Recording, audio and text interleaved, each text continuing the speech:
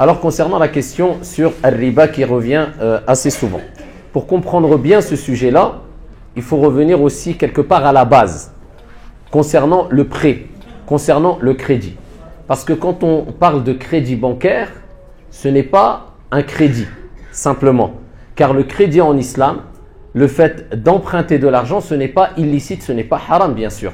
Donc le fait de faire un crédit, ce n'est pas illicite en islam. On verra plus dans les détails, sans rentrer trop dans les détails aussi, qu'est-ce qui est illicite, qu'est-ce qui est haram. Alors le prophète, alayhi salatu wassalam, bien sûr, il nous dit, dans le hadith rapporté par Al-Bukhari, « Rahimallahu rajulan samhan idha ba'a, samhan idha ishtara, samhan idha iqtada » Qu'Allah fasse miséricorde à un homme qui est indulgent quand il vend, quand il achète, et ici quand on lui doit de l'argent. Donc c'est la preuve que l'islam recommande d'être indulgent vis-à-vis des gens ici qui nous ont emprunté de l'argent. La preuve que ce n'est pas interdit en islam d'emprunter de l'argent. Lakin, ce n'est pas quelque chose de fortement recommandé dans tous les cas, loin de là. Et pour cause, le hadith rapporté par l'imam Ahmed, où le prophète alayhi afdalus salati wa askat taslim, il nous dit que nafsul mu'min mu'allaqatun bidaynihi hatta yuqda anhu. L'âme du croyant, eh bien, est suspendue. L'âme du croyant est suspendue. C'est-à-dire, après la mort du croyant, eh bien, son âme est suspendue. Elle est au-dessus. Tant qu'on n'a pas remboursé sa dette. Voilà pourquoi le prophète, alayhi salam, lorsqu'une personne décédait, la première des choses qu'il demandait, est-ce qu'il a une dette? Et c'est ce qui est demandé de faire lorsqu'il y a une personne qui décède parmi nos proches, parmi nos amis, parmi nos familles. Eh bien, il est important de vérifier est-ce qu'il n'a pas laissé de dette. S'il a laissé une dette, on se doit de se précipiter de rembourser sa dette. Tout simplement parce que le prophète a dit « Nafsul mu'min mu'allaqatun bidaynihi » Elle est suspendue, elle est en relation avec quoi? Avec sa dette. Et elle n'est pas dans une situation confortable tant que la dette n'a pas été remboursée.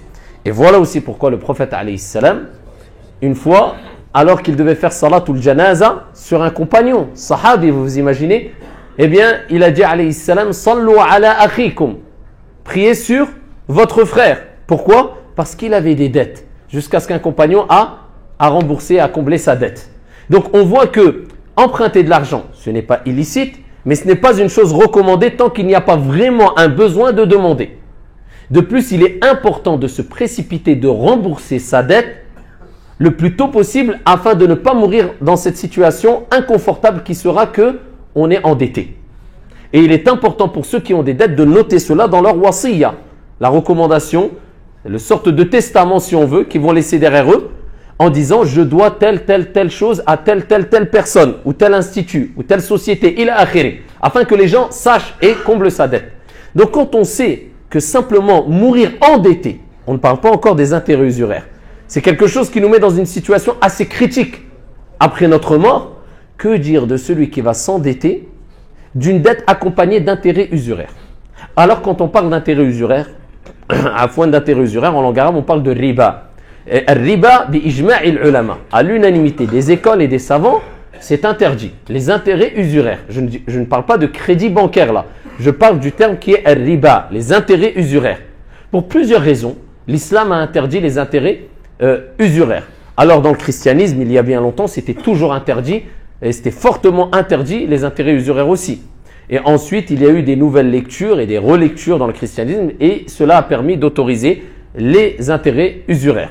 Dans l'islam, ça a été, ça restera interdit, les intérêts usuraires. Pour plusieurs raisons. Parmi les raisons, c'est qu'on enlève ici le principe de « wa ta'awanu 'ala al-birri wa taqwa » et entraidez-vous aux œuvres de bien et de piété. Il n'y a plus cette entraide sans intérêt. Je t'aide, mais par intérêt. Et cela détruit beaucoup de relations ici qui peuvent être très importantes entre les êtres humains. Donc toujours je te prête, mais il faut quelque chose en compensation. Non, l'islam veut qu'il y ait cette entraide sans intérêt. La deuxième des choses, il n'y a pas de risque. C'est-à-dire que celui qui va prêter de l'argent, il ne prend pas de risque. Ce n'est pas du commerce, alors que le commerce est accompagné de risques. Et certaines personnes disent, oui, mais al-riba, les intérêts usuraires, c'est comme le commerce. Allah Jalla wa Ala répond à cela dans le Coran et il dit, wa ahalla Allahu al-bay'a wa harrama al-riba. Allah a rendu licite le commerce et il a interdit ici l'intérêt usuraire. De plus, dans les intérêts usuraires, il y a ce qu'on appelle al-gharar. ce qui est aléatoire. Et dans le hadith fi sahih, naha Rasulullah alayhi salatu wa salam an bay'il gharar, même si c'était une vente, alors que ce n'est pas une vente, et ce n'est pas un commerce. An bay'il gharar, c'est la vente aléatoire. C'est quoi? C'est qu'il y a un inconnu. Il y a un inconnu. En islam, le commerce est basé sur des choses transparentes et claires. Je te vends un produit et je dois recevoir ce qui correspond ici au produit que je t'ai vendu. Ni plus, ni moins. Il n'y a pas d'inconnu. Je te vends une voiture, je ne te cache pas les défauts. Je ne te vends pas une chose que tu n'as pas vue et que tu ne connais pas. Tu as donné de l'argent pour une chose que tu vas recevoir qui correspond à la somme que tu as donnée. Ce n'est pas tu as donné de l'argent, mais peut-être tu vas recevoir plus, peut-être tu vas recevoir moins. Il y a un inconnu, tu ne sais pas où tu vas. Et dans les intérêts usuraires, il y a aussi al-gharar. Et il y a beaucoup d'autres choses et on pourra en parler longuement. Donc ici, al-riba a été interdit en islam.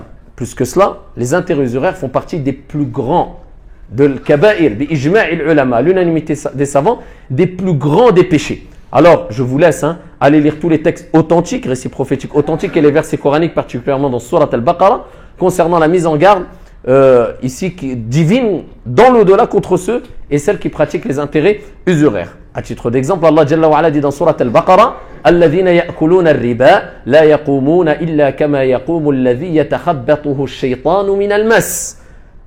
Celles et ceux qui consomment, qui pratiquent les intérêts usuraires ressusciteront, encore faut-il croire à l'au-delà, nous parlons croyants, eh bien ressusciteront dans l'au-delà comme celui qui a été bouleversé par le toucher de Shaitan.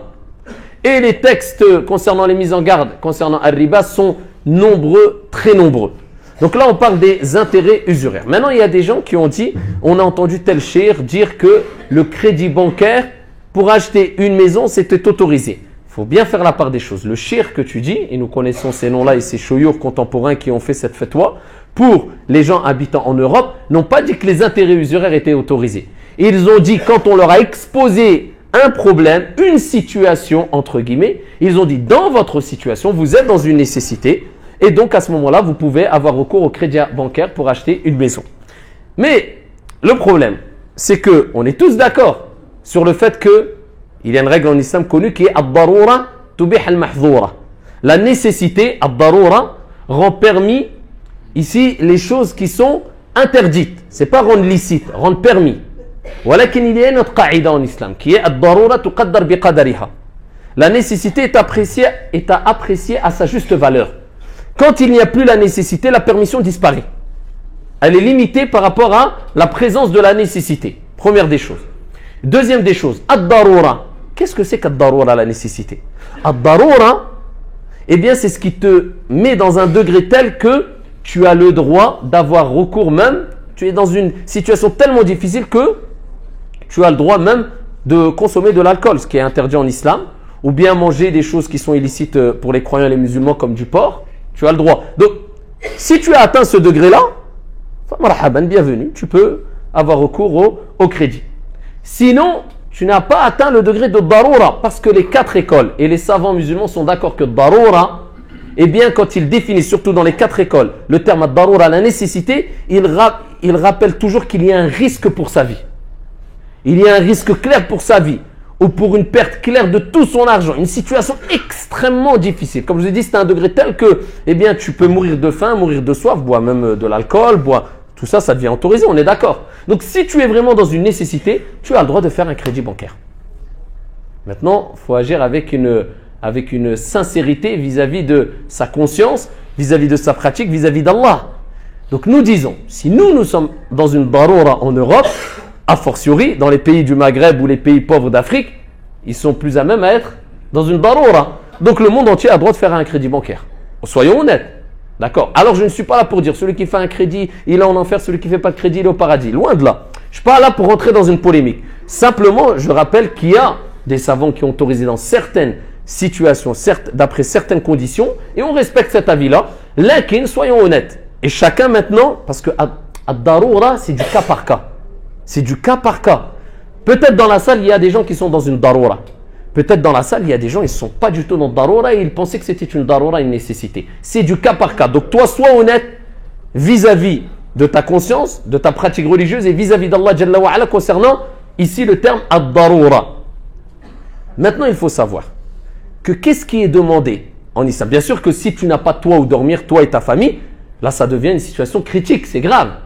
Donc, si tu es amené à dormir dans la rue, tu n'as pas d'autre choix que de faire un crédit pour avoir un logement, est-ce que tu es dans une darura? Non, tu es dans une nécessité. D'accord? Mais tu fais un crédit qui, tu vas utiliser la permission d'une manière qui correspond à la nécessité. C'est-à-dire que tu vas faire un crédit pour avoir un logement, le minimum qui te suffit. Pas un crédit pour avoir une grande maison, 600 mètres carrés avec villa, piscine et compagnie. Et jacuzzi. Ah non, tu prends le minimum, on est d'accord, c'est darura. Donc va pas me dire, je suis dans une darura, il y a une fetwa, il va prendre une maison à 500 mètres carrés avec jacuzzi et villa. Des darura, toi, tu as surpassé la nécessité. Donc sois honnête, premièrement. Deuxièmement, est-ce que ce qui est demandé, l'objectif, c'est d'avoir un toit où tu peux dormir, toi et ta famille? Ou est-ce que l'objectif à atteindre absolument pour sortir, pour ne plus être considéré comme dans une darura, c'est est-ce qu'il faut absolument que ce logement t'appartienne? Est-ce qu'il faut absolument que ce logement t'appartienne? Non. Si tu as un toit, peu importe tu le loues ou pas, est-ce que tu es dans une darura? Tu n'es plus dans la darura parce que la darura qui te permet de faire le crédit, c'est que tu n'as pas de logement. On est d'accord? Tu as un logement, tu dors, tu manges, ta famille est en sécurité, alhamdulillah, et alhamdulillah, il faut le reconnaître, nous sommes dans un pays en France où Dieu nous a comblé d'énormes bienfaits à travers des gens, qui soient musulmans ou non musulmans, il faut le reconnaître. Nous sommes comblés d'énormes bienfaits en France et il faut être reconnaissant vis-à-vis de toutes celles et ceux qui nous apportent ce bienfait, qu'ils soient musulmans ou non. Car le prophète a dit celui qui n'est pas reconnaissant vis-à-vis des musulmans, non, vis-à-vis des gens, n'est pas reconnaissant vis-à-vis d'Allah, c'est-à-dire celui qui a mis ici ce bienfait à travers les gens pour toi. Donc ici, tu peux louer. D'autres personnes vont nous dire, oui mais mon frère, je loue, je paye 600 € par mois. Je fais un crédit, je paye 600 € et la maison m'appartiendra. Donc là, on n'est plus dans la manière d'acquérir l'argent. La personne, elle est en train de regarder simplement les bénéfices qu'il va gagner.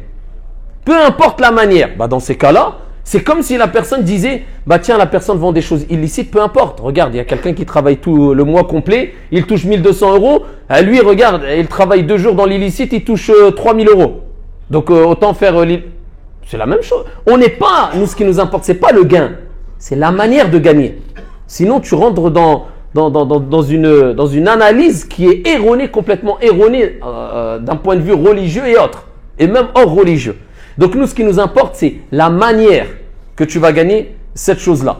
Donc, la manière, elle reste illicite, sauf si on est dans une darura, une réelle nécessité, bien sûr. De plus, c'est quelque part un rêve. C'est quelque part un mirage. Pourquoi? Si on parle de crédit bancaire, pour acheter une maison, je dis, pour acheter une maison. Alors la personne va dire, regarde, je vais donner une somme d'argent tous les mois, eh bien la maison, elle m'appartient. Mieux vaut que la maison m'appartienne que je donne de l'argent et que la maison ne m'appartienne pas. Déjà que tu le veuilles ou non. Même si la maison t'appartient, tu devras mourir, elle t'appartient que temporairement. En tant que croyant, il faut se mettre ça dans la tête. Même la porte de la maison, même la clé de la maison, elle ne te suivra pas dans ta tombe. Donc dans tous les cas, tu vas la laisser. Deuxième des choses, si on parle du fait que la maison t'appartient, c'est quelque part faux. Parce que tu es dans un crédit. La maison t'appartiendra vraiment quand tu auras terminé ton crédit. Donc en général, les crédits, c'est 20-25 ans. Alors si on parle de manière concrète, tu as quel âge? Peut-être la personne en général, quand ils font des crédits, c'est 30 ans, on va dire. 30 ans, 25 ans, 30 ans. 30 ans. Il te faut 25 ans. À 55 ans, peut-être, si tu es toujours vivant, sans parler de tout le côté que j'ai cité précédemment concernant le péché, etc. À 55 ans, peut-être la maison t'appartiendra. Simplement, à quel âge? 55 ans. Donc, il faut une période de 25 ans avant de dire la maison m'appartient. Mais pendant ces 25 ans, tu donnes quoi tous les mois? Tu donnes rien. Tu donnes peut-être 800 €. Bon, maintenant, les experts en maison, là, combien? Vous allez m'aider un peu. Un crédit, combien? 600 €. Donc, concrètement, c'est un loyer. Donc, pendant 25 ans, tu payes un loyer. Donc, tu vas dire, ouf, au bout de 25 ans, quand tu auras 55 ans, 60 ans, tu vas dire, ouf, maintenant, j'ai plus de loyer. Sachant qu'on sait très bien que même quand la maison t'appartient, et même pendant les 25 ans, tu as des taxes foncières à payer. D'accord? Tu as des taxes d'habitation à payer. Tu as l'entretien de la maison à payer. Le crédit demande une assurance. Donc, si on réunit tout ça, sans compter le crédit, c'est un coût de combien à peu près? À peu près. Non, pas par mois, quand même pas. Moi, je parle par mois. 200, 300 €. En tout, avec le loyer. Avec taxe foncière, taxe d'habitation, l'entretien, 300 € à peu près par mois. Donc tu as quand même 300 euros. Même quand la maison t'appartiendra, tu devras encore donner à peu près 200, 300 euros par mois. C'est pas un loyer, mais c'est quand même une somme. Donc, croyez pas que c'est quelque chose d'extraordinaire, même d'un point de vue hors religieux, le fait de, et c'est pour ça beaucoup de non-musulmans, juste par principe, parce qu'ils n'aiment pas être endettés, parce qu'il y a le principe de dette, n'oubliez pas, hein, ils n'aiment pas être endettés, et en plus de cela, ils se disent, je vais rentrer dans un cercle vicieux et dans une sorte de... Pourquoi? Parce que pendant 25 ans, je ne peux plus me permettre d'arrêter de faire de pause au niveau professionnel il a une pression énorme. Pendant 25 ans, tu te dis tous les mois, je n'ai pas le choix, je dois payer un crédit. Donc, billahi alaykum, ça vaut vraiment le coup quand on réunit tout ça? Alors, je répète, je ne suis pas en train de dire que celui qui fait un crédit bancaire, il est dans le péché automatiquement, c'est du cas par cas. C'est du cas par cas. Lakin, maintenant, ici, parce que la méthodologie du prophète, alayhi salam, quand il enseignait, ce n'était pas de dire simplement halal, haram. Il faisait comprendre aux gens afin que les gens de eux-mêmes prennent leurs responsabilités, se disent ça c'est bon pour moi, ça c'est vraiment pas bon pour moi. Leur faire prendre une prise de conscience. Et c'est le but ici de cette réponse que je donne ici. Maintenant je répète, c'est du cas par cas. Lakin de manière générale, en tout cas moi par expérience, d'après ceux qui vivent en France, dire qu'ils sont vraiment dans une nécessité de manière générale, je dis, pour moi ce n'est pas du tout fondé. Wallahu a'lam. Maintenant, des gens nous posent souvent la question. J'ai pratiqué le riba, j'ai fait un crédit bancaire. Que dois-je faire si j'ai pris conscience que c'était un péché, que je n'étais vraiment pas du tout concerné par la nécessité et que j'ai compris que Allah tabaraka wa ta'ala mise en garde dans le Coran et qu'il a rappelé fa'dhanu bi harbin min Allah wa rasuli, c'est quelque chose de très grave. Que dois-je faire du bien que j'ai acquis? Alhamdulillah, l'islam n'est pas difficile et n'est pas là pour nous rendre la vie difficile. Allah Jalla wa Ala dit dans les mêmes versets coraniques où il parle de riba dans Surat Al-Baqarah, فَمَنْ جَاءَهُ مَوْعِظَةٌ مِّن رَبِّهِ فَانْتَهَى فَلَهُ مَا سَلَفَ. Celui à qui est venue l'exhortation et qui a cessé, qui a pris conscience, alhamdulillah, eh bien ce qui a précédé lui appartient. Ça veut dire que celui qui s'est repenti sincèrement auprès d'Allah et il regrette les conditions du repentir, regretter sincèrement, avoir la ferme résolution de ne plus recommencer, délaisser le péché dans lequel tu es selon tes capacités pour le riba, eh bien celui-là, ce qu'il a acquis à travers le riba lui appartient. Il n'a pas besoin de s'en débarrasser obligatoirement. Et il essaye de se débarrasser de son crédit, de rembourser, c'est-à-dire son crédit le plus tôt possible, en limitant, parce qu'après vous savez quand on rentre dans les détails, tu peux racheter le crédit, etc. En limitant au maximum le taux d'intérêt, il peut garder son bien. Il peut garder son bien, Inch'Allah. Wallahu a'lam.